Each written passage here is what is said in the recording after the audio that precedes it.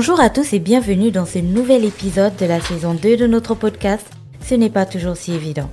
Cet épisode est fièrement sponsorisé par la régie publicitaire FinPub et produit en partenariat avec la radio Urban FM 104.5, la station urbaine.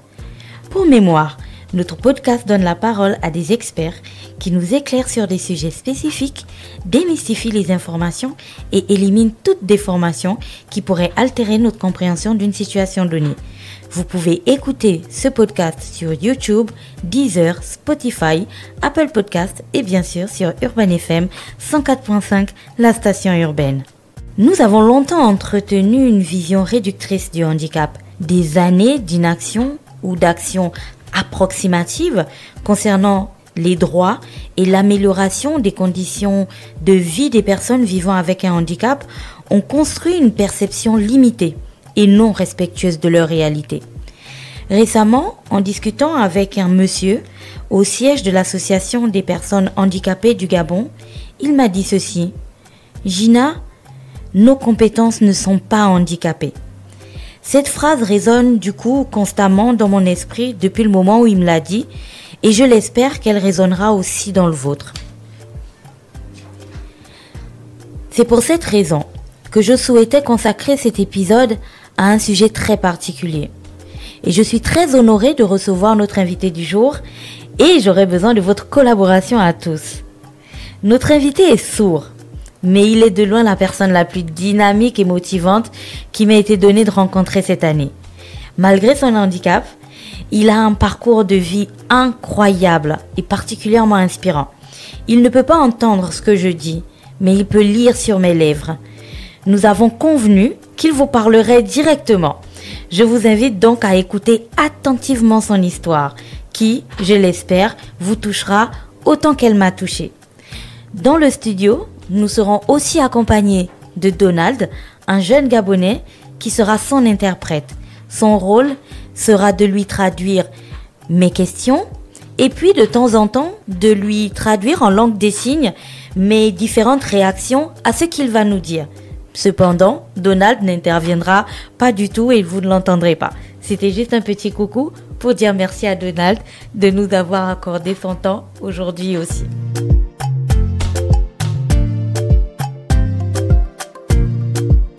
Bonjour Monsieur Okogo, encore une fois, merci d'avoir accepté notre invitation. Pouvez-vous vous présenter brièvement? Qui êtes-vous? Quel est votre parcours éducatif? Que faites-vous dans la vie? Tout d'abord, je te remercie de m'avoir donné l'opportunité de pouvoir m'exprimer.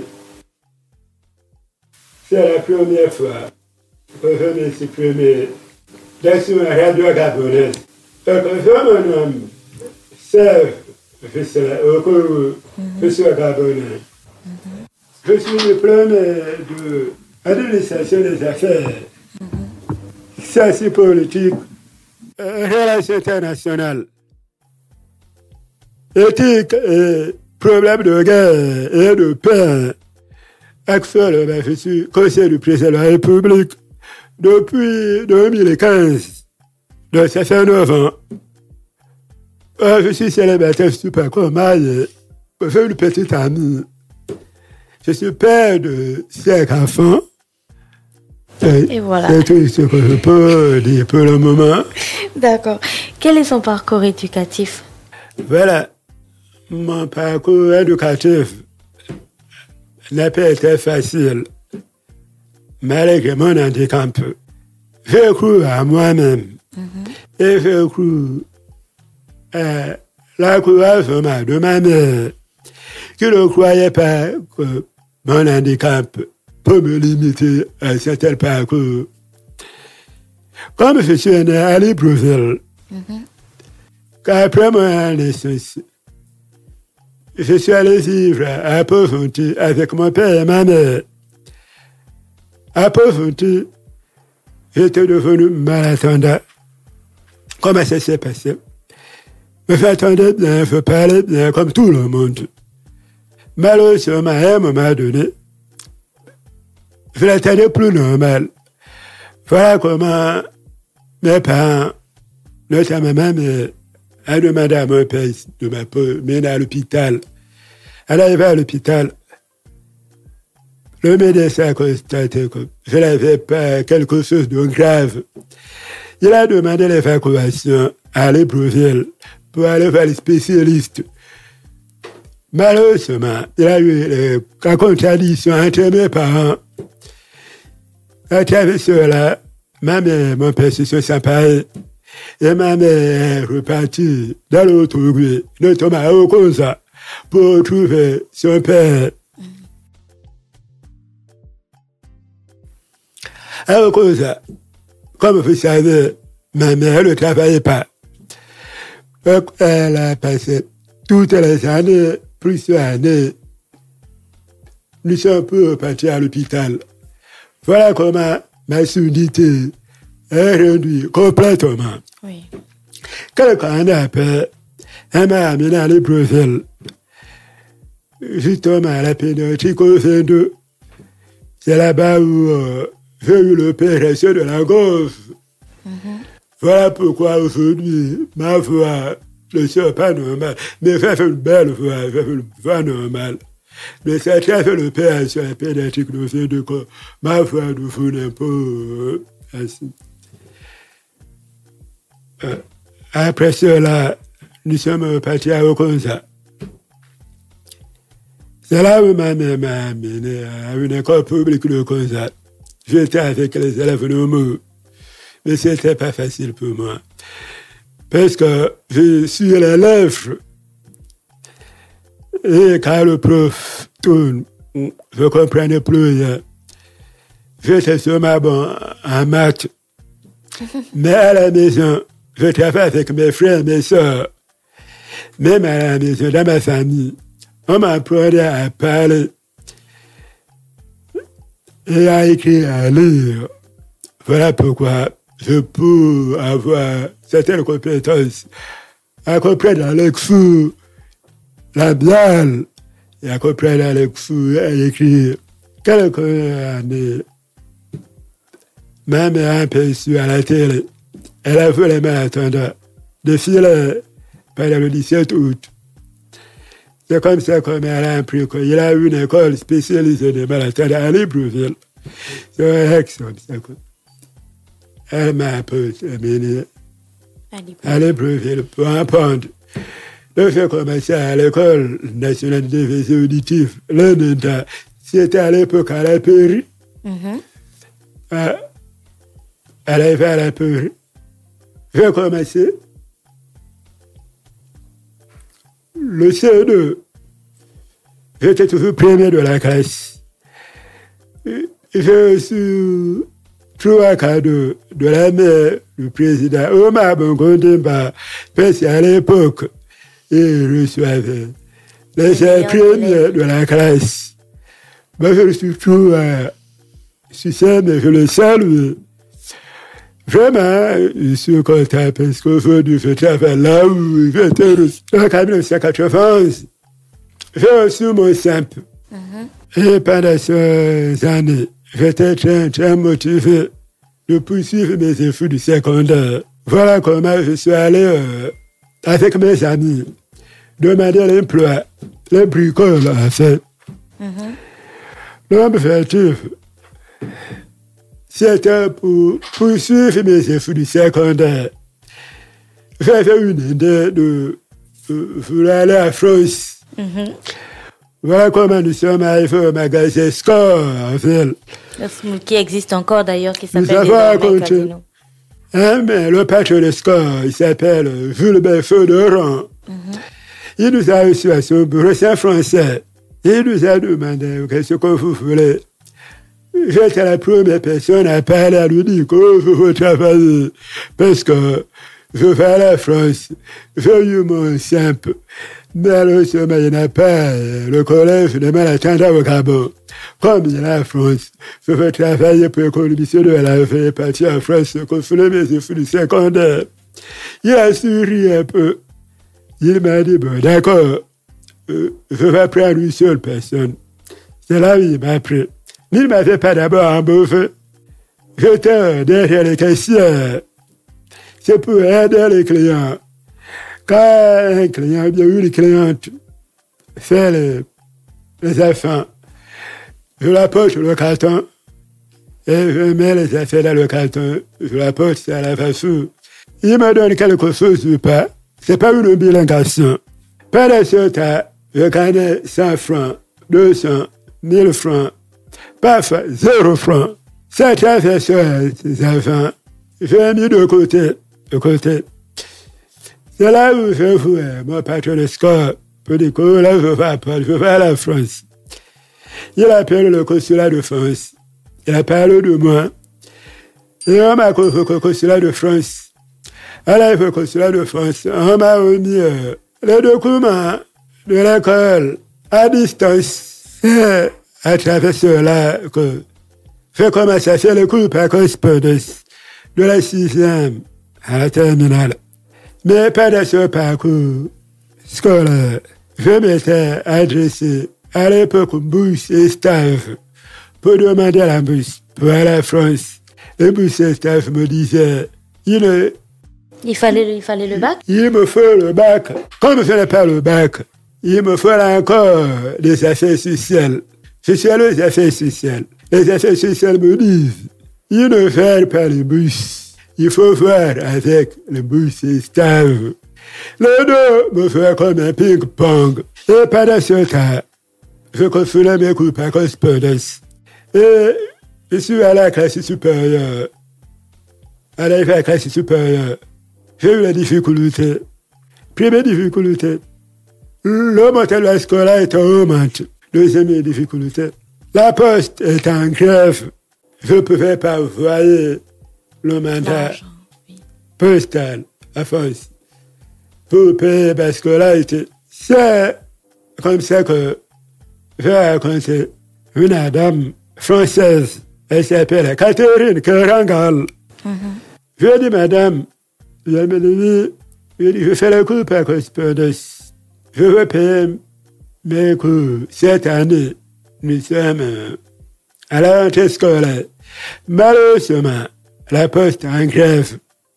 C'est comme ça que elle était étonnée. La première question qu'elle me posait, fais Gabonais. Je dis oui. Je dis, fais Gabonais. Je dis oui. Elle souriait. Bon. Et depuis qu'elle venait à l'école, elle ne croyait pas que je faisais cours par correspondance. C'est comme ça que elle a pris l'argent, elle a accepté de payer. Pour la première fois, elle est partie à France, elle m'a payé les études. 3 semaines après, elle est revenue me demander si j'ai reçu les cours. Je lui ai dit oui. À travers ce feu, elle est devenue comme elle me parle à son mari. Quand elle est à France, elle vient me voir, elle dit non pas à France, on t'apporte quoi? Je demande les livres, les calculatrices, elle m'apporte tout. Et il y a une autre dame française, elle s'appelle André Fina, elle aussi, elle a participé dans mon compas scolaire. Et chaque année, ceux qui payaient maintenant ma scolarité de la 5e à la terminale, on arrive à la terminale. Je suis allé à l'office du baccalauréat pour être candidat libre. Le président de l'office du baccalauréat doit parcours à ma capacité de passer le bac. Il me considère de mentor parce que la majorité des malentendants ont le niveau CM2 et moi, je suis fait un terminal comment? C'est incroyable. Il a commencé à douter. Mais ne fait quoi?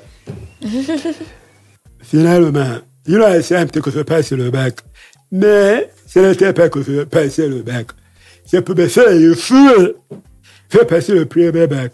Le fou. À cette époque, il y avait le bac, qu'on appelle le bac. Papa Omar. Oui, on se souvient. Oui. On a fait ça la 2e fois. J'ai passé la 2e fois. J'ai fait la même moyenne. La moyenne n'a pas monté, n'a pas descendu. C'est la même chose, il y a un problème. Exact, ça n'a pas bougé. Par exemple, si j'ai eu 7,45 la première session, la deuxième session aussi, 7,45, c'est pas possible. C'est pas possible. c'est pas possible. Mais pas monter ou bien descendre. J'étais vraiment dans le désespoir. Je suis allé faire des amis français, notamment mon patron Cascor. Après, je dis, mais les Gabonais me volent quoi? Qu'est-ce qu'on fait face au pays? Il m'a calmé, il m'a dit, trouver la solution. Il a raconté une sœur qui fait un escort prendre la nourriture pour les enfants abandonnés. Et il a posé mon problème à cette sœur. Elle nous a demandé d'adresser une correspondance au lycée Kouamben, au collège Messieurs et Immaculé. Mon patron, le score a écrit seul Kouamben qui m'accepte dans l'établissement. Là-bas, j'étais devant. On a dit au prof de parler tout droit parce que je suis l'élève. Il a bien commencé, mais après, il tournait parce qu'il n'était pas ambitieux. Oui. Mais quand il tourne, je suis perdu. Je sais pourquoi il disait. Mais heureusement, je recopiais les cours avec mes collègues de classe. J'ai fait les fautes, monsieur, fait les fautes. Si elle a mal compris, si elle a mal compris, vous aussi vous comprenez mal. Peut-être qu'il fait la mauvaise moyenne, me fait la mauvaise moyenne. Mais non. Moi aussi, je veux travailler. Je veux faire les fautes. Je veux corriger. Le premier trimestre, je n'ai pas eu la bonne moyenne. C'est comme ça que j'ai revu mes amis français. Parce qu'à chaque fois, ils viennent me demander. C'est bien là-bas, c'est bon. Je dis non. J'ai la difficulté pour comprendre le prof. Mais il me demande souvent que je fasse quoi. J'ai demandé les cours de répétition. Ils ont mobilisé les moyens pour moi. Je faisais les cours de répétition de mathématiques, philosophie, anglais, économie. Le deuxième trimestre, ma moyenne a quand même fait mieux que le précédent. Le troisième trimestre, la moyenne a encore remonté. Au bac blanc, j'étais admissible. À la fin de l'année, la directrice du collège Kouamben est allée à l'office du baccalauréat pour lui dire que je suis malentendant. Pour les impôts, je ne pourrai pas parler fort comme monsieur l'élève pour lui dire mes conditions d'apprentissage et d'adaptation. Ils ont fait les problèmes à la directrice. L'office du bac. Pour dire à la directrice, l'enfant, non, il ne peut pas. Il est malentendant, par-ci, par-là. La directrice l'a dit, mais l'enfant est dans mon établissement. Il est apte de passer son bac. Il était admissible au bac blanc. Donc, j'ai confiance à sa capacité. Voilà comment le fils du baccalauréat m'a laissé passer mon bac tranquille avec ma capacité. Quand elle est revenue à l'école, elle m'a convoqué. J'avais peur, je me disais, il y a un problème. Elle m'a convoqué dans son bureau.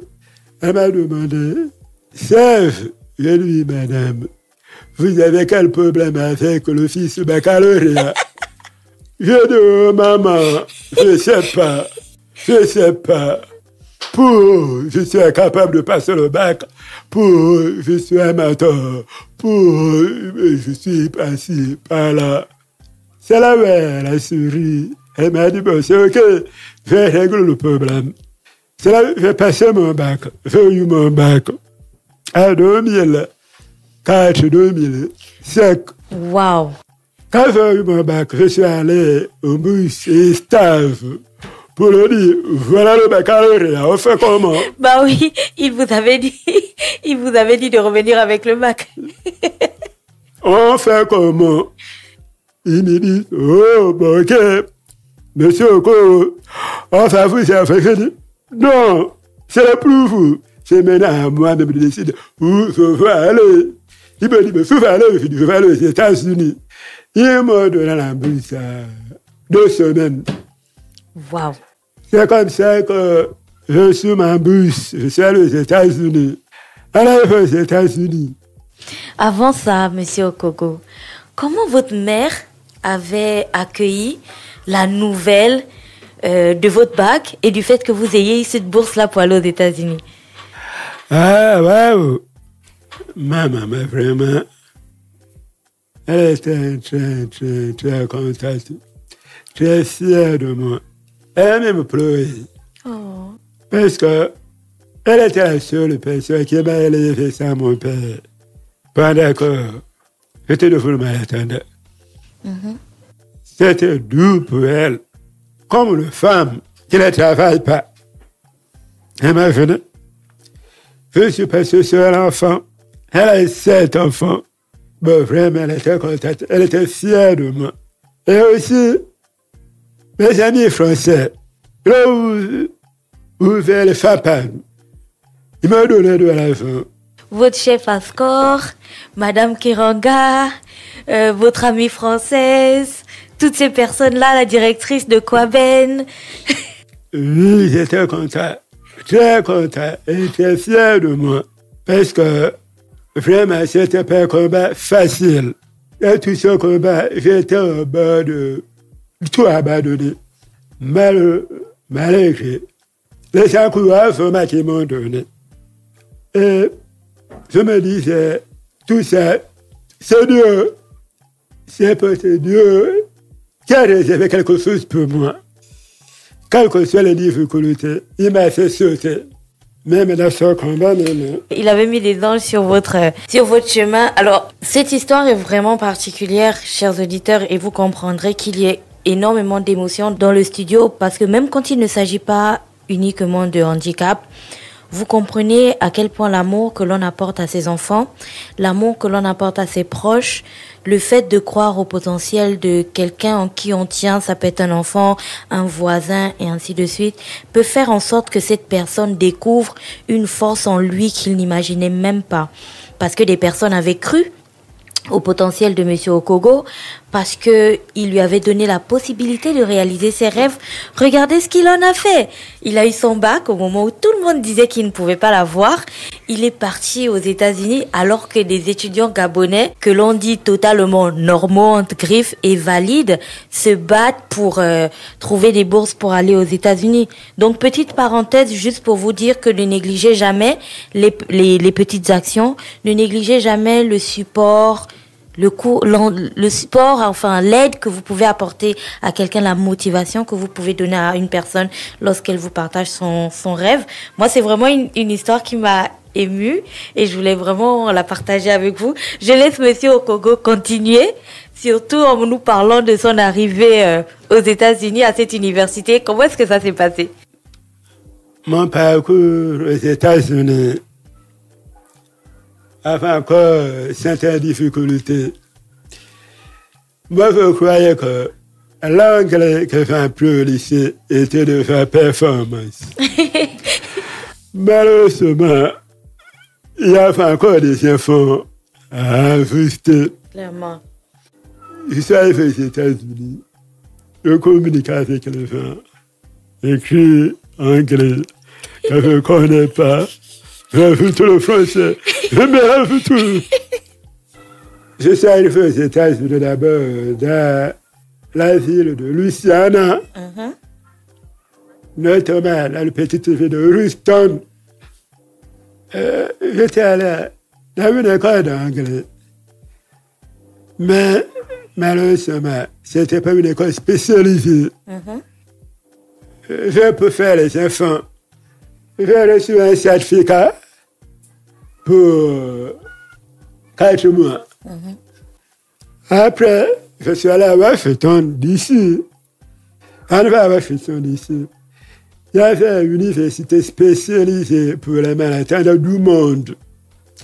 Là où il y a les Chinois, les Anglais, les Français, les Maliens, les Tongolais, les Béninois, les Nigériens, tout le monde est là-bas. Comment s'appelle cette université? Gallaudet University. Vraiment, quand je suis arrivé, j'ai senti comme si j'étais sur moi. Parce que les mécanismes d'adaptation au niveau de l'éducation étaient vraiment incroyables. Avec l'expérience de vie que j'ai vécue dans mon propre pays, mais je me suis en sorti. Là, je me suis dit, je vais bien me faire ça. J'ai fait un cours d'anglais à 6 mois. Après 6 mois, c'est là que j'ai fait 2 bachelors. Un bachelor en administration des affaires. Je me concentre sur le commerce international. Et l'autre, action politique. Pendant ce parcours, je me sentais comme si l'école était rien pour moi. J'étais toujours le meilleur élève de la classe, le meilleur étudiant. C'est comme ça que mes professeurs m'ont aimé. Ils m'ont envoyé au Mali, ils m'ont envoyé en Haïti 2 fois. Au Mali, je suis allé travailler avec l'ambassade des États-Unis au Mali pour les causes de l'éducation des malentendants. L'université m'a envoyé en Haïti avec le ministère haïtien des personnes handicapées. Ensuite, je travaille avec Bill Clinton. Il m'invite 3 fois. Me paye le billet d'avion, l'hôtel m'a levé. Quand par là, il a une organisation appelée Clinton Global Initiative University. J'étais meilleur étudiant parmi les 100 étudiants. Mais il ressemble plus de 50 universités aux États-Unis. Wow. On est nombreux. Mais j'étais parmi les 100 meilleurs. À la fin de l'année, j'ai eu un prix de Global CTC. C'est là où je suis allé travailler avec Barack Obama. Wow. Pendant les élections présidentielles, j'étais aussi avec eux. En 2000, la première qui a fait les élections, c'est en 2000. Ah, je ne me souviens plus du tout. Moi-même, je ne me souviens plus. Mais c'était pour son premier mandat? 2000, voilà. Pendant ce mandat, c'était faux aux États-Unis. Les Américains n'aiment pas les Noirs, la rampe, les passifs. On était là pour se battre pour lui. On a même participé au séminaire présidentiel. On nous a récemment tous les étudiants des États-Unis. On a visité les ambassades. On a discuté avec nous-mêmes. On a beaucoup de ces phénomènes qui se passaient. Et après, là-bas, je suis allé à American University pour passer mon master. Là-bas, j'ai encore fait 3 spécialités. Spécialité en problèmes de guerre et de paix. Spécialité en éthique. Spécialité en relations internationales. Là-bas aussi, je travaille dans une agence qui est spécialité sur la politique publique sur les personnes vivant avec un handicap. C'est à travers cette agence, je suis allé à l'ONU pour participer à la conférence sur le droit des personnes handicapées. J'étais comme un rapporteur. Vraiment, j'ai écouté beaucoup de choses sur les personnes vivant avec un handicap. Je me disais, merde, mon pays peut faire mieux. Parce que j'étais rapporteur, j'écoutais tout. Mais, monsieur Okoko, vous avez 2 bachelors, l'équivalent de la licence, ici au Gabon. Vous avez 3 masters. Vous avez des expériences, vous avez eu des expériences professionnelles avec 2 présidents américains, Bill Clinton, Barack Obama. Vous êtes allé jusqu'à l'ONU.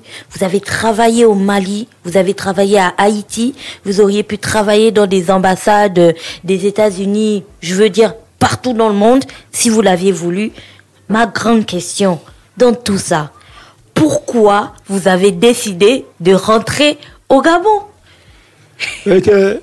Avant de répondre à votre question, je veux bien ajouter quelque chose. Quand j'ai fini mon master, j'étais allé faire le stage avec le gouverneur de l'Ohio. L'Ohio, oui. Et j'ai fait le stage à l'ONU et aussi à à l'ambassade de Gabon aux États-Unis. Ah, d'accord. J'ai fait aussi, ça fait très fait. J'étais venu pendant les vacances. Bonne question. Beaucoup de personnes me demandent par rapport à mon parcours. Même quand je partais aux États-Unis, on disait que je n'allais plus jamais mettre pied au Gabon. Par rapport à tout les difficultés que j'ai rencontrées avec les Gabonais. Merci. C'était parce que j'avais l'amour pour mon pays. Quand je suis arrivé aux États-Unis, comme je vous disais, l'université spécialisée pour les malentendants, j'ai rencontré plusieurs malentendants de divers pays. Les Maliens, les Nigériens, les Burkinabés, les Camerounais, les Congolais, ils ont les masters, les docteurs, les sacrifiés, les professeurs, sauf le Gabon. Voilà pourquoi je dis non. Je préfère rentrer dans mon pays pour représenter mon pays, au moins un malentendant qui a quelque chose. Je suis venu pour, à cause de faire votre bleu. Je peux faire des parcours magiques là-bas. Mais c'est un loin. Même aujourd'hui, là, je fais la carte de fils de Bill Clinton. C'est la raison pour laquelle j'ai décidé de rentrer dans mon pays. Premier raisonnement. Deuxième raisonnement. Pour dire au fin de l'office de baccalauréat que vous êtes trompé. Amen. Ils ont besoin d'entendre ça souvent. Deuxième point. Pour dire aux Gabonais que être handicap ne veut pas dire que tu ne peux pas parcourir des efforts supérieurs. Tu vois, pour inspirer les autres malentendants comme moi. Pour dire que ne vous limitez pas de ce que la société vous a dit. Que vous devez vous arrêter là parce que vous n'entendez pas, parce que si, non, vous pouvez faire même mieux que vous. 4. C'est pour dire aux parents, parce que la majorité des parents, quand ils ont des enfants handicapés, ils se découragent. Je dis non, ne vous découragez pas. Un enfant handicapé, c'est un enfant qui peut apporter tout ce que les autres enfants apportent à ce pays. Un handicapé ne veut pas dire quelqu'un qui devient peut-être incapable. C'est de la définition d'un handicap. Oui, mais peut-être que partager là aussi à nos auditeurs. Je pense qu'eux aussi, ils ont besoin de l'entendre. Oui, c'est pour ce 5 ans. Mais la dernière raison, c'est pour mes amis français. Même depuis les États-Unis, ils m'appelaient, ils me demandaient, monsieur et madame Karangal, fait que moi, ils m'appellent pour demander qu'est-ce qu'il va pas, qu'est-ce qu'il va. À un moment donné, j'ai pas reçu ma bourse. Pendant 6 mois, ils m'ont envoyé 3 millions. Non. Waouh. Vous savez, le système boursier, pas failli à l'école en état, c'était pas facile pour moi. Ma mère, elle ne travaille pas. Je suis pas l'enfant de Ruf. Je suis un enfant de Akebe. Moi, États-Unis d'Akebe. États-Unis d'Akebe, oui. Donc, je n'ai personne pour m'envoyer là-bas quand j'ai des problèmes. Le seul français m'a poursuivi jusqu'aux États-Unis. Puis ceux-là aussi me demandaient, souviens quand le gamin besoin de toi, les Français me disaient ça, le gamin besoin de toi. Voilà comment je suis venu. Mais mes professeurs américains, la Fondation Bill Clinton, Obama, mes amis, ils voulaient que je reste aux États-Unis. Ils m'ont même demandé de rester aux États-Unis. Je leur ai dit, je ne peux pas trahir mon pays. Quel que soit le problème que je veux avec mon pays, je vais rentrer dans mon pays. Vous avez traversé votre pays. Je ne peux pas venir là m'asseoir, manger. Je vais aussi travailler mon pays pour que vous aussi, vous faites aussi, vous asseoir, manger pour moi. Ça, c'est un très bon raisonnement. Et c'est bien de voir que vous avez Ma mère, elle dit souvent quelque chose. Elle dit ce qu'on a reçu gratuitement, on doit le donner aussi gratuitement. C'est un peu le même principe. Étant donné que vous aviez ces personnes que vous ne connaissiez pas à la base, qui n'étaient pas des membres de votre famille, qui vous avaient aidé à atteindre vos objectifs, je pense que d'une certaine manière, vous vous êtes dit aussi que c'était de votre responsabilité de revenir et d'aider d'autres Gabonais à atteindre les leurs. En l'occurrence, les jeunes Gabonais qui aujourd'hui vivent avec un handicap. C'est pour ça que j'ai envie de vous demander, maintenant que vous êtes de retour, après avoir eu tout ce parcours et puis après avoir eu toutes ces expériences, quel est le regard que vous portez aujourd'hui sur la question des personnes handicapées du Gabon? Bon, parce que les personnes vivant avec un handicap au Gabon, c'est d'abord des Gabonais. Il sera vraiment regrettable qu'ils soient considérés comme les personnes qui ne peuvent rien apporter à ce pays. N'oublions pas que tout Gabonais est né d'un seul ventre, d'une mère. Malheureusement, la NAFU n'a pas voulu que tout le monde soit au même niveau. Tout le monde a la même compétence. Tout le monde a la même possibilité. Nous savons le péché d'Adam et Ève. À cause de toutes les difficultés, les handicaps passés par là. Ma perspective sur les personnes qui font des handicapés, c'est qu'eux aussi sont des Gabonais. Nous devons aussi croire à eux. Croire à leurs compétences, croire à leurs capacités, apporter des mécanismes pour leur permettre aussi de contribuer au développement du pays. J'ai beaucoup vu aux États-Unis, même en France. Il a un malentendant, il a un double handicap, il est malentendant, il est autiste, il est mourant, mais il a le somme à falloir. J'ai même vu un malentendant, il est malvoyant. Il ne parle pas, mais il a le doctorat. C'est-à-dire, être handicap n'est pas une fatalité.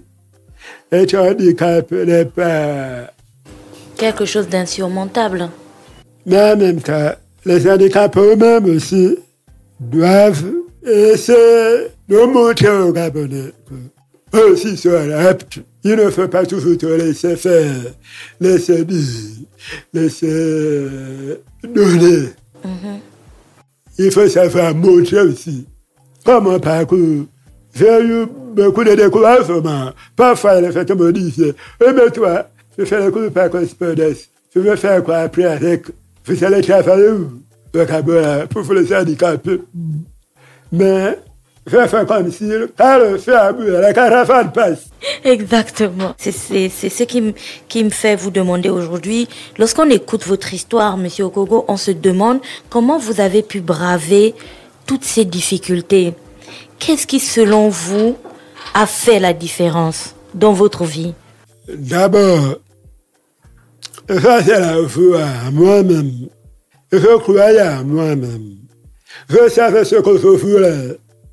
C'est ça qui m'a motivé de dépasser les obstacles.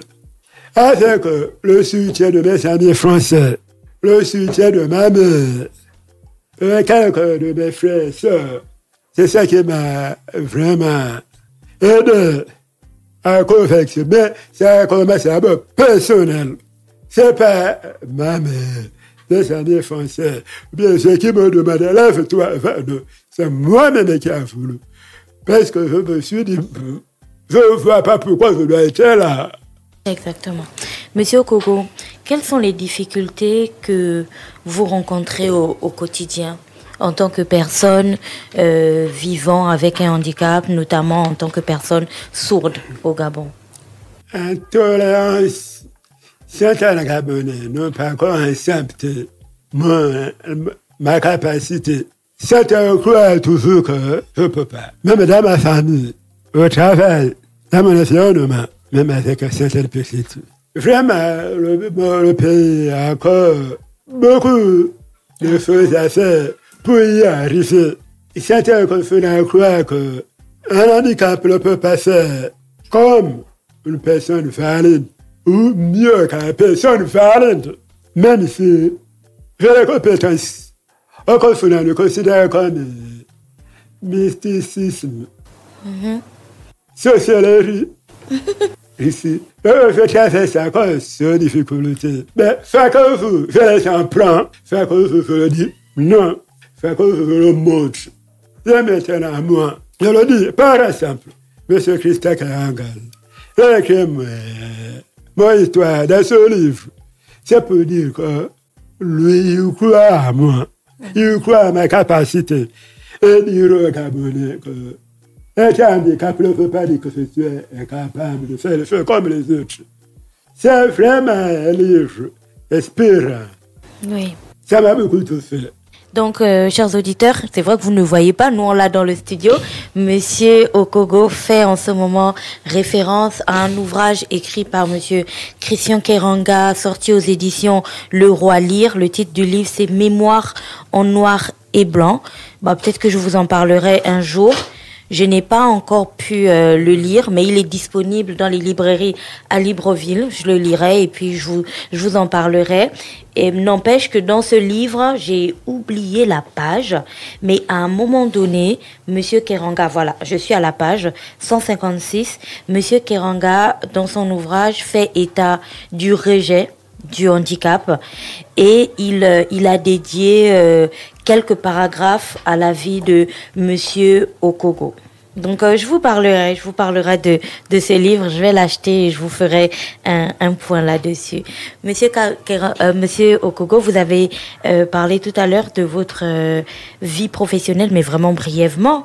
Moi, j'ai envie, parce que je suis sûre que les auditeurs aussi sont très impatients de connaître cela. Vous êtes conseiller du président de la transition. Aujourd'hui, comment se déroule votre vie professionnelle au quotidien avec vos collègues? Il y a certaines difficultés négatives, il y a le positif. Cela, c'est déjà 9 ans que je suis au palais. Mais ça n'a pas été facile. Parce que, avant le 30 août, je n'étais pas vraiment associé aux décisions, même à mes propositions. Mais depuis le 30 août, j'ai été associé au dialogue national inclusif pour défendre les causes des personnes vivant avec un handicap. C'était une première victoire qui m'a permis de discuter, d'échanger, de sensibiliser les commissaires au séminaire sur la problématique des personnes vivant avec un handicap. Exactement. Par contre, il y a encore certaines lacunes au niveau de mes activités professionnelles. Mais je continue à insister avec le temps. Ça va aller. Voilà, chers auditeurs, je suis sûre que comme moi, vous avez adoré écouter l'histoire de Monsieur Okogo. Elle est à la fois motivante, inspirante, elle est dynamique, elle est belle et elle est surtout incroyable. La première fois que moi je l'ai écoutée, je pense que j'ai eu la même réaction que Madame Keranga. Je me suis demandé, est-ce qu'il est gabonais? Parce qu'on se dit souvent, on a aussi cette faiblesse-là de toujours penser que nous, Gabonais, on n'est pas trop motivés ou on ne pousse pas souvent trop quand on a des difficultés. Mais c'est toujours aussi intéressant et c'est l'un des objectifs que nous poursuivons avec le podcast, c'est de vous montrer ces Gabonais dont on n'entend pas souvent parler, mais qui font des choses incroyables. Monsieur Okogo est conseiller du président de la transition, c'est-à-dire que vous et moi, il y a des personnes qui n'ont même malheureusement pas encore mis les pieds, ne serait-ce qu'à la présidence. Alors, je ne sais pas comment vous voyez ça, mais c'est l'espace où on prend les décisions qui régissent la vie de notre pays. Et Monsieur Okogo, qui est né avec un handicap, quelqu'un que rien ne prédestinait à cela, aujourd'hui, il travaille au cœur même de la centrale de la prise de décision de notre pays. Histoire de vous dire de ne jamais vous limiter, de ne jamais rester dans les cases dans lesquelles on vous met, parce que, on vous dit que c'est là que vous devez rester. À la fin de la journée, vous devez toujours croire en vous. Vous devez toujours vous battre pour vos rêves. Et surtout, si vous ne voulez pas le faire pour vous, faites-le pour vos enfants. Poussez-les, aimez-les, motivez-les, et ainsi de suite. Voilà, c'était le premier épisode de notre podcast avec Monsieur Okogo. On le retrouve pour la deuxième partie, pour la suite, mais croyez-moi, vous allez adorer la deuxième partie. Ce sera la semaine prochaine parce que l'autre partie, on va maintenant parler des choses qui concernent la communauté des personnes vivant avec un handicap au Gabon. Je remercie Mouki, le directeur général d'Akoum Radio, qui était accompagné d'Ivanov aujourd'hui et qui a assuré la production de ce premier épisode. Et je remercie aussi Donald pour son aide. Et bien entendu, merci infiniment à Monsieur Okogo de nous avoir accordé son temps pour cette première partie. Et on se retrouve la semaine prochaine pour la deuxième partie.